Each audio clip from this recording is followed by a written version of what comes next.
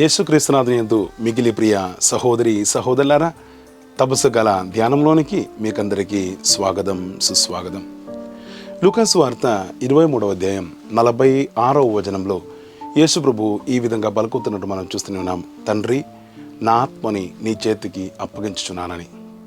ప్రియమైన సహోదరులారా, యేసుప్రభు యొక్క ఈలోగా జీవితం యొక్క చివరి గడియలో ఉన్నటువంటి సమయంలో యేసుప్రభు యొక్క సిలువని భక్తితో ఆ సిలువ కింద నిలుస్తున్నటువంటి మనము మన యొక్క జీవితాన్ని కూడా యేసుప్రభు యొక్క జీవితంలాగా మనం మార్చుకోవడానికి మనం ప్రయత్నం చేసుకుందాం.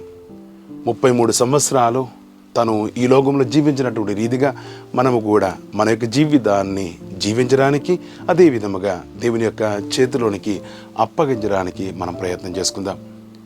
ఈ యొక్క ప్రార్థన, తండ్రి నీ చేతికి నా ఆత్మను అప్పగించుచున్నాను అని చెప్పినటువంటి యొక్క ప్రార్థన ప్రతి యూద కుటుంబములో తల్లి పిల్లలకు నేర్పిస్తున్నటువంటి ప్రార్థనని. పిల్లలు పండుకునే ముందు ఈ విధంగా ప్రార్థన చేస్తారంట, నీ చేతికి నా ఆత్మని అప్పగించుచున్నారని. ఈ యొక్క ప్రార్థనతో పాటు యేసు ప్రభువు ఇంకొక తండ్రి అని ఆ పిలుపుని కూడా ఆయన దాన్ని యాడ్ చేస్తున్నారు. తండ్రి యొక్క చేతుల్లోనికి పరిపూర్ణముగా తనని అప్పగిస్తున్నటువంటి ఒక రోజుగా లేక ఒక సాంగ్యముగా దీన్ని మార్చేస్తున్నారు. సంతృప్తితో తన మీద అప్పచెప్పబడినటువంటి ప్రతి పనిని కూడా ఆయన పరిపూర్ణం చేసుకుని, పూర్తి చేసుకుని, పూర్ణముగా దేవునికి సమర్పించినటువంటి ఒక యేసు ప్రభువుని మనం శిలువ మీద మనం చూస్తూనే ఉన్నాము.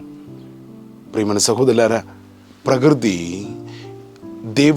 దేవునికి మానవుడు చేసినటువంటి ఆ కార్యములు, ఆయన మీద చేసినట్టు అత్యాచారములు చూడనీయకుండా ఆ సమయంలో పూర్తిగా భూమి మొత్తం అంధకారంతో, చీకటితో నిండిపోయినట్టు మనం చదువుతూనే ఉన్నాము. మానవుడు దేవునికి మరుదలించినప్పుడు ప్రకృతి మానవునికి వ్యతిరేకంగా మరుదలించినట్టు మనం చూస్తూనే ఉన్నాము. హెబ్రీయులకు రాసిన లేఖ 10వ అధ్యాయం 7వ వచనంలో మనం ఈ విధంగా చదువుతున్నాము, నేను నీ చిత్తము నెరవేర్చుకోవడానికి వచ్చిదినని.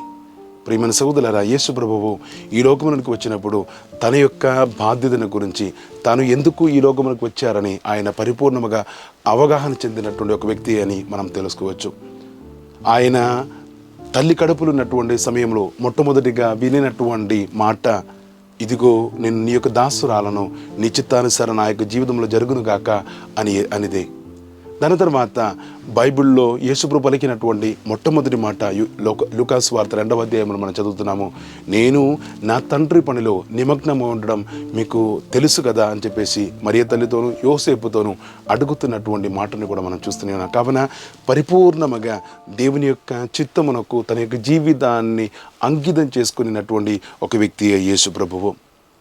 ఈరోజు మనము యేసు ప్రభువు పలికినటువంటి ఈ 7వ మాటని గురించి ధ్యానిస్తున్నటువంటి సమయంలో యేసు ప్రభువులాగా మనము కూడా పరిపూర్ణముగా మన యొక్క జీవితాన్ని దేవునికి అప్పగించుకుందాం.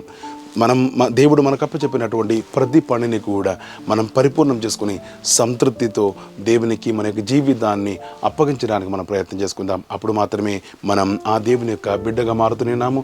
అప్పుడు మాత్రమే సిలువ మార్గంలో మనం చేసినటువంటి ఈ యొక్క ప్రయాణం పరిపూర్ణమయ్యేది. కావున ఈరోజు దేవుని యొక్క ఈ చివరి మాట గురించి ధ్యానిస్తున్నటువంటి సమయంలో మనం కూడా ఈ యొక్క దీవెన కోసం ప్రార్థన చేసుకుందాం. దేవా, సంతృప్తితో నువ్వు నాకు అప్పచెప్పినటువంటి జీవితాన్ని పరిపూర్ణముగా నీకు అప్పగించడానికి, నువ్వు నాకు అప్పచెప్పినటువంటి ప్రతి పనిని కూడా నేను పూర్తి చేశారని సంతృప్తితో ఈ లోకం నుంచి మీ దగ్గరికి రావడానికి ఉన్నటువంటి శక్తిని నాకు దయచేయమని మనం ప్రార్థన చేసుకుందాం. దేవుడు మనందరినీ ధారాళముగా దీవించును గాక, ఇప్పుడును ఎప్పుడును ఎల్లప్పుడును. ఆమేన్.